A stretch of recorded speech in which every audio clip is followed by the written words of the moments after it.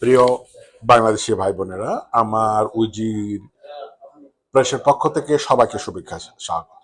আজকে আমাদের আলোচনার বিষয় হলো তনু হত্যা। আমরা ফেসবুক সোশ্যাল মিডিয়াতে 21 টেলিভিশনের একটা দেখতে পেলাম যে তিনজনের ডিএনএ পাওয়া গেছে, যারা তনু হত্যার অরিজিনাল রহস্য উদ্ঘাটন হতে পারে আদালতের নির্দেশে। সেটা কন্ট্রোল করার জন্য বলল। আমার এখানে যে তিনজনের কথা বলে, তিনজন হলো এখন বর্তমানে অবসরপ্রাপ্ত সেনা সদস্য।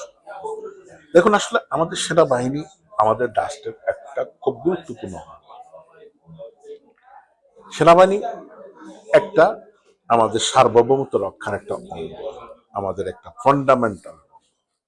এটা একটা পবিত্র স্থান, দেশকে রক্ষার স্থান। কিন্তু গত 17 বছর সেনাবাহিনীর সাইনবোর্ড ব্যবহার করে অনেক অকারণ করেছে, যেটার বদনাম সেনাবাহিনীর আসে পড়ছে। কিন্তু দেখুন, সেনাবাহিনী আগে সবসময় আমাদের পবিত্র স্থান হিসাবে দেখানো হচ্ছে। তাই আমি সবাইকে প্রথম বলবো, আমাদের সেনাবাহিনীর পুরা ম্যান্ডেটটাকে না টেনে, যারা অরিজিনালি আপনার ক্রিমিনাল, যারা অরিজিনালি আপনার যেটা দোষী, তাদেরকে না। হ্যাঁ, সেনাবাহিনীর সদস্য হতে পারে, তারা সেনাবাহিনীর ড্রেস পরতে, চাকরিতে করতে পারে, তার জন্য সেনাবাহিনী পুরো অঙ্গ নয়। কিন্তু আমাদের সেনাবাহিনীটাকে দুর্বল করার জন্য, আমাদের সেনাবাহিনীটাকে বিপদে ফেলানোর জন্য, আমাদের সেনাবাহিনীদেরকে একদম করার জন্য সেনাবাহিনী পুরো অঙ্গটা, কিছু কিছু দেখা যায় সেনাবাহিনী পুরো অঙ্গটাকে নিয়ে আসে না।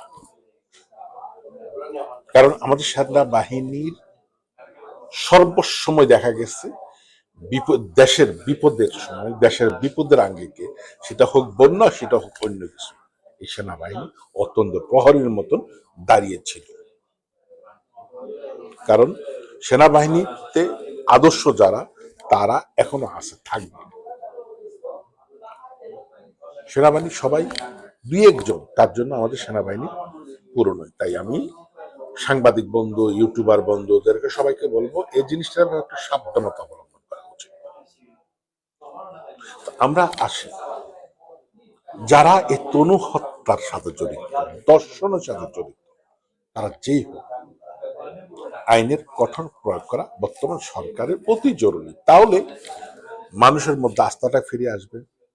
সেনাবাহিনীর মধ্যে যেসব দুর্বৃত্তায়ন আছে, যেসব দুর্বৃত্ত আছে, তাদেরকে আইনের আওতায় এনে অবশ্যই আইনের মুখোমুখি করা খুবই প্রয়োজন। তাহলে আমাদের যে এই অঙ্গ বডিটা আছে, মানুষের মধ্যে যে ভুল, সেটা অবশ্যই সরে যাবে ইনশাআল্লাহ।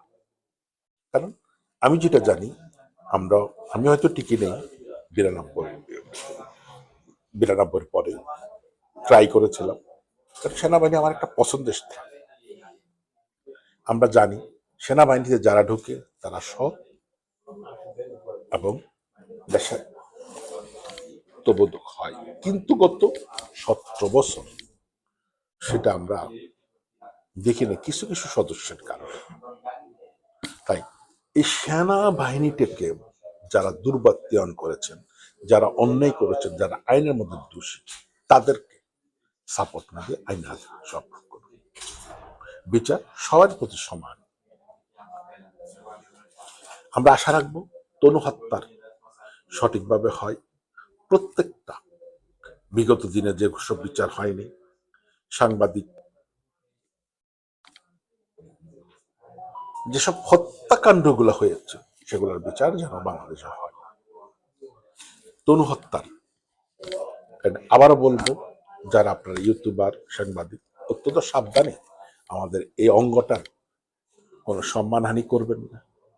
কারণ আমি আগেই বলেছি, আমাদের সেনাবাহিনীতে সবাই খারাপ নয়, দুই একজন জন্য, এটার জন্য সেনাবাহিনী পুরো অঙ্গটা, বাংলাদেশ সেনাবাহিনী জড়িত নয়। দুই একজন তারা সেনাবাহিনী সাইনবোর্ড ব্যবহার করেছে, তাদের বিচার আনলে আনবেন, এবং সেনাবাহিনীর বিরুদ্ধে লিখতে একটু সাবধান লেখালেখি করবেন।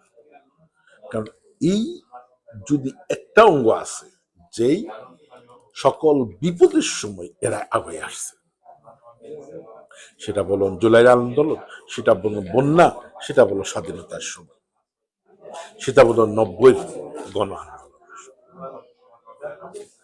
তাই আমরা এই জিনিসটা খেয়াল রাখবো, আর যারা তরু হত্যা জড়িত তাদেরকে যেন আইনের আওতায় আনা হয় এবং সঠিক বিচার যেন হয়। সবাই শুভকামনা রেখে সেনাবাহিনীর প্রতি, বাংলাদেশ সেনাবাহিনীর প্রতি শ্রদ্ধা রেখে আজকের মতো এইখানে সমাপ্তি। উইজি প্রেসের পক্ষ থেকে সবাই শুভকামনা। আল্লাহ হাফিজ।